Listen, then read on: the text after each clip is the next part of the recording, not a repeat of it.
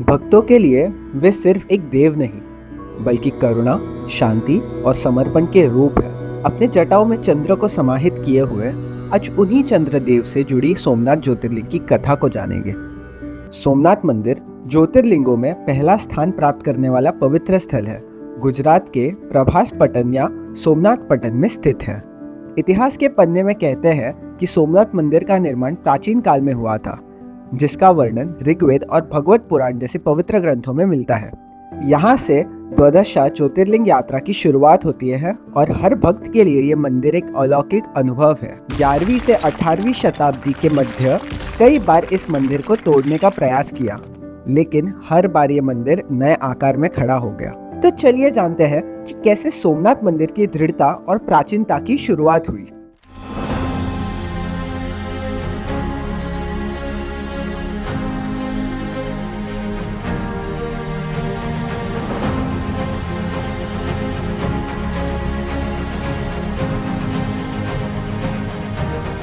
सोमा का अर्थ है चंद्र और सोमनाथ या सोमेश्वर का मतलब है महादेव का वो रूप जो चंद्रदेव के लिए प्रकट हुआ था। इस पवित्र स्थल का नाम प्रभास, जिसका अर्थ तेज या प्रकाश होता है, तब पड़ा जब चंद्रदेव ने यहाँ अपने प्रकाश को वापस हासिल किया।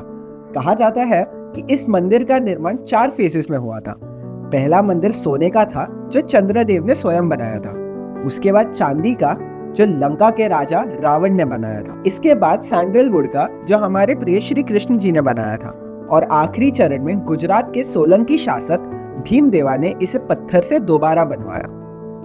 एक समय जब प्रजापति दक्ष, जो स्वयं ब्रह्मा जी के पुत्र है और एक महान दिव्य राजा है, उन्होंने अपनी 27 सुंदर पुत्रियों का विवाह चंद्रदेव के साथ किया। ये 27 पुत्रियां अक्ष के नक्षत्र थी, जिनका तेज और दिव्यता चंद्र के प्रकाश के साथ और भी अधिक निखर के आता था। चंद्रदेव का रूप और प्रकाश अपने आप में विलक्षण था और इन 27 नक्षत्रों के साथ उनका संबंध आकाश को अलौकिक रूप से भर देता था। लेकिन चंद्रदेव का मन अपनी एक पत्नी रोहिणी के प्रति अधिक प्रिय होता गया। रोहिणी की सुंदरता और स्वभाव ने चंद्रदेव का हृदय आकर्षित कर लिया था और वे अपने समय और प्रेम से अधिक भाग रोहिणी को देने लगे। इस व्यवहार से उनकी अन्य 26 पत्नियां दुखी और अपमानित महसूस करने लगी। समय के साथ उनके दुख को सहना उनके लिए कठिन होता गया। अंत में ये सब मिलकर अपने पिता राजा दक्ष के पास पहुंची और अपनी शिकायत व्यक्त की। उन्होंने कहा कि चंद्रदेव उनका सम्मान नहीं करते और सिर्फ रोहिणी को ही महत्व देते हैं। दक्ष को अपनी पुत्रियों का दुख देखकर क्रोध आ गया और उन्होंने इस अन्याय का समाधान करने का संकल्प लिया। वे तुरंत चंद्रदेव के पास पहुंच गए। राजा दक्ष ने शांत स्वर में चंद्र को समझाते हुए कहा, हे चंद्र, तुम एक महान वंश की उत्पत्ति हो और तुम्हारे उज्जवल प्रकाश का पूरा जगत गुणगान करता है। तुम्हें ये स्मरण रखना चाहिए कि न्याय और समानता ही एक राजा का असली ज्ञान और शोभा है। तुम्हारी सभी पत्नी एक समान है और तुम्हें किसी एक को दूसरी के ऊपर नहीं रखना चाहिए। रोहिणी के प्रति तुम्हारा पक्ष एक पाप है जो तुम्हें नरक के दुख से भरा मार्ग दिखाएगा। दक्ष को पूरा विश्वास था कि चंद्रदेव उनकी बात समझेंगे और अपना व्यवहार सुधार लेंगे। इस आस से भरे मन के साथ वे अपने महल लौट गए, अपनी बेटियों के सुख की प्रार्थना करते हुए। राजा दक्ष के क्रोध के बावजूद चंद्रदेव ने अपना पक्षपात ठीक नहीं किया और अन्य पत्नियों को लगातार अनदेखा करते रहे। जब दक्ष की पुत्रियों ने एक बार फिर अपनी शिकायत राजा दक्ष को सुनाई, दक्ष का क्रोध अपने चरम पर पहुंच गया और वे एक बार फिर चंद्रदेव के पास गए और उनसे कठोर शब्दों में कहा, मैंने तुमसे विनम्र प्रार्थना की थी कि अपनी सभी पत्नी के साथ प्रेम और सम्मान से व्यवहार करो, लेकिन तुमने मेरी बातों को नजरअंदाज कर दिया। तुम्हारा यह पक्षपात अब और बर्दाश्त नहीं किया जा सकता। आज मैं तुम्हें श्राप देता हूँ कि तुम क्षय रोग से पीड़ित होगे और तुम्हारा सारा तेज और प्रकाश समाप्त हो जाएगा। दक्ष की श्राप की तेज घोषणा से चंद्र व्याकुल हो गए, लेकिन अब उनके अपराध का दंड तय हो चुका था। चंद्रदेव तुरंत क्षय रोग से पीड़ित हो गए और कुछ ही क्षणों में उनका तेज और रूप समाप्त हो गया। चंद्रदेव अपने प्रकाश और सुंदरता को खो बैठे थे और उनका अस्तित्व धीरे धीरे शून्य होने लगा।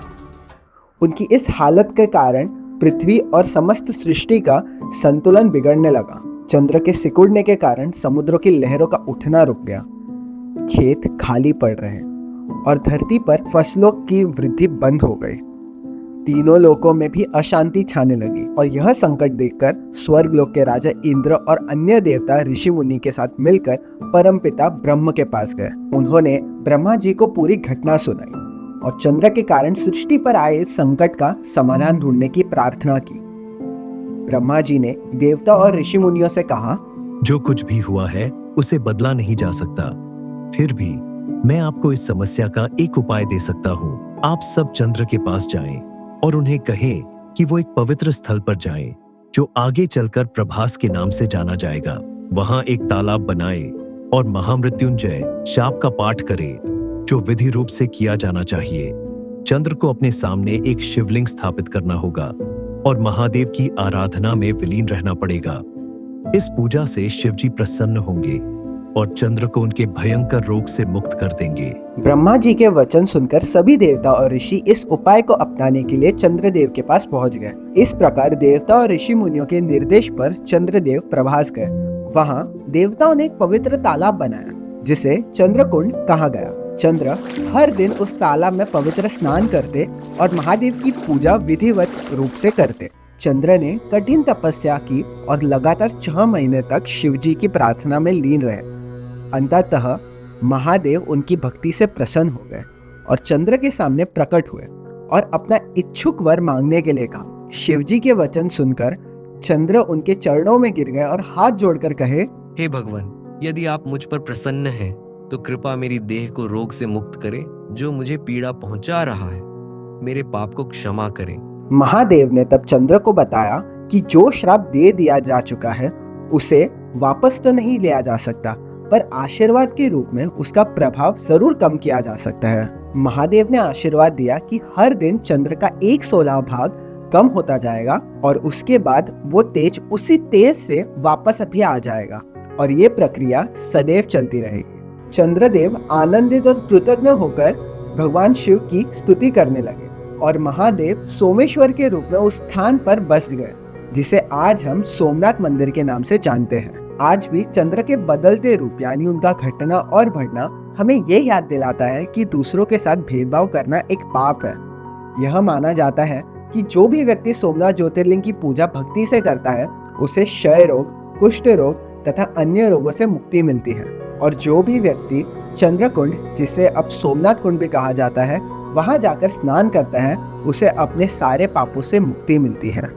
तो ये थी एक कथा सोमनाथ ज्योतिर्लिंग की। अगर आपको काशी विश्वनाथ या त्र्यंबकेश्वर की कहानी जाननी है तो आप हमारा ज्योतिर्लिंग प्लेलिस्ट देख सकते हैं। ऐसे ही अन्य कथाएं जानने के लिए सब्सक्राइब करें पुराणिक चैनल को। मिलते हैं अगले बुधवार ठीक 9 बजे और मेरे साथ एक बार कहिए, ओम नमः पार्वती पतये हर हर महादेव।